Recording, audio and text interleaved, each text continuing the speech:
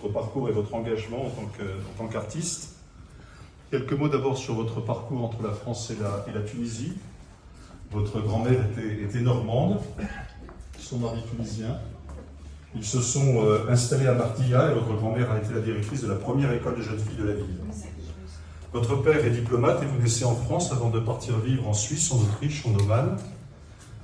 Vous avez ensuite étudié en Tunisie et en France. Et si vous commencez par choisir la finance et la gestion, vous bifurquez très rapidement vers le monde de l'art en fréquentant différents ateliers d'artistes et en suivant des cours aux Beaux-Arts de Paris. Ce choix venait de loin car vous avez toujours aimé dessiner, esquisser, croquer, ce qui se présentait à votre regard. Aujourd'hui, vous vivez et travaillez à Tunis, où vous avez votre atelier, mais la France où résident vos enfants et une partie de votre famille n'est jamais très loin de vos pensées et de vos préoccupations.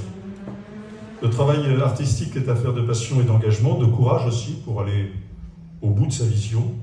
Vos proches le savent, qui doivent parfois attendre jusqu'au soir pour voir redescendre de votre atelier.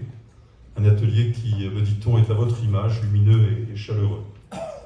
Il faut aussi du courage pour faire ce choix, tout en étant mère de 4 enfants. Vous leur avez d'ailleurs transmis cette sensibilité pour la création lorsqu'ils découvrent des galeries et des expositions. Je suis certain qu'ils pensent au travail de leur mère. Vous avez été sélectionné pour de nombreuses résidences artistiques, dont Bab Mansour à Meknès en 2018, des résidences qui vous ont permis de développer votre recherche. Ce furent des étapes de laboratoire, d'expérimentation. Les programmes de résidence d'artistes sont des étapes indispensables à la création. Nous en prenons modestement notre part d'ailleurs avec le programme de résidence de la Villa Saambo, piloté par l'Institut français de Tunisie qui se situe à quelques dizaines de mètres d'ici. Vous avez également à votre actif de nombreuses expositions personnelles en Tunisie et en France. Votre travail est aussi présenté dans des expositions collectives à l'Institut du monde arabe à Paris, dans des galeries au Maroc, en Tunisie, en Russie, en Chine. Vous avez également été invité par le Musée d'art contemporain de Naples dans le cadre de l'exposition I Am Woman, qui s'attelait à dénoncer les violences faites aux femmes. Aujourd'hui, vos œuvres embellissent les demeures de collectionneurs à travers le monde entier. Vous avez aussi investi le champ de l'art en tant que journaliste pour Idéco, le Courrier de Tunisie, Le Temps, et comme commissaire d'exposition. J'aimerais citer ici la grande exposition que vous avez montée dans Samped au Musée d'art contemporain de Montélimar, puis de Volvic. Une exposition intitulée Made in Peace, la Méditerranée en paix, 32 artistes pour montrer l'autre visage de la Tunisie. C'était, je crois, une véritable aventure humaine, une odyssée même, tant il a été compliqué de faire voyager par bateau, tableaux, sculptures, photographies, gravures, vidéos, installations parfois de grande envergure, depuis la Tunisie jusque vers ses musées français. Espérons qu'un jour la législation pour le voyage des œuvres hors de Tunisie sera simplifiée. À l'origine de cette exposition, les Phénomades, une association franco-tunisienne, au nom prémonitoire, dont l'objectif était de porter un message de paix à travers des événements culturels. En Tunisie, les Phénomades ont trouvé un précieux relais auprès de vous, chère Nadia Zouari, et de vos talents d'organisatrice.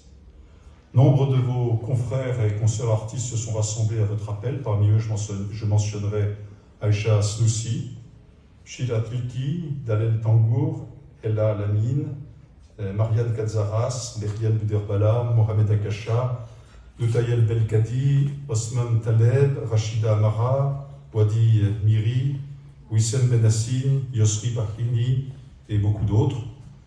Vous avez prolongé cet engagement à travers d'autres projets de solidarité et encore tout récemment pendant la crise sanitaire de la Covid-19.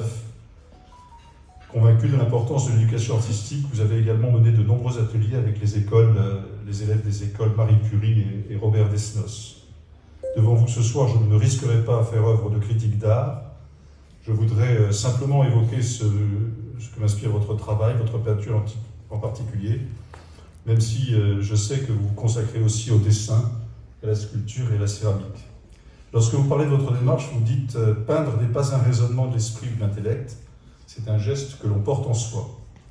Vous dites aussi « la couleur, c'est l'accent de vie, une brûlure, surtout si on reconnaît qu'elle exprime d'abord l'émotion ».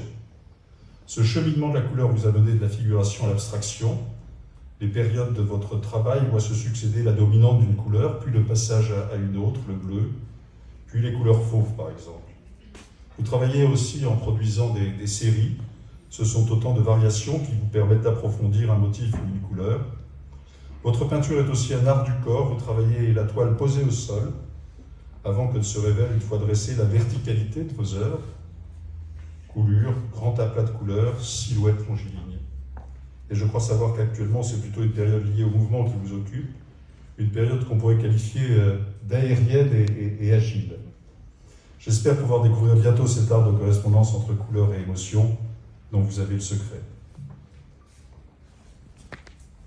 Cher Nadia Zouari, pour l'ensemble de votre œuvre, j'ai envie de dire, je suis heureux de vous remettre les insignes de chevalier de l'Ordre des Arts et Lettres. Pardon.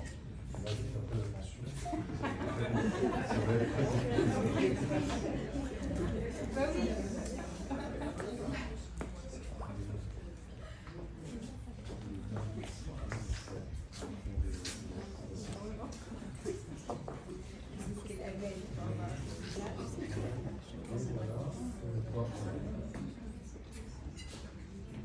Voilà,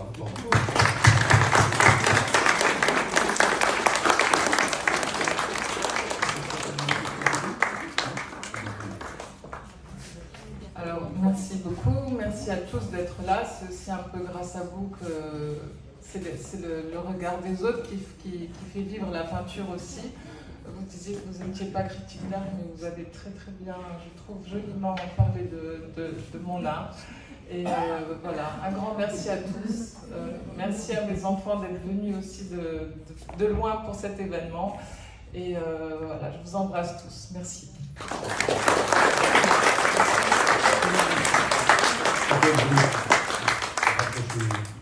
Voilà, last but not least, comme diraient nos amis anglo-saxons.